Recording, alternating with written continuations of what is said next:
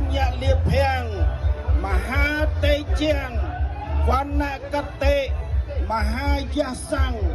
សព្វសត្វហេតាំងជាតាំងតាំងសមន្តោសេសបោសតុលា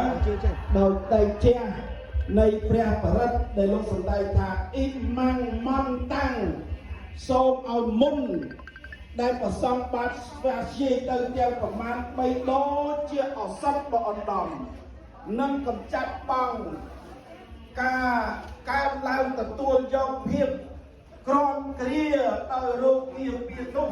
ទុកដូចជាអសត់និងកំចាត់បងនៅភ័យអន្តរាយនោះឲ្យបានសពកាលតទៅ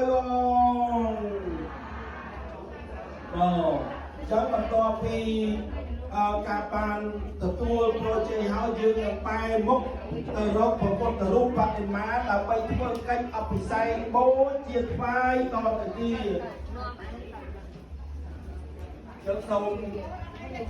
រតនានិមន្តទៅហើយយើងហៅកាវតាក់ក្រាំប្រគិន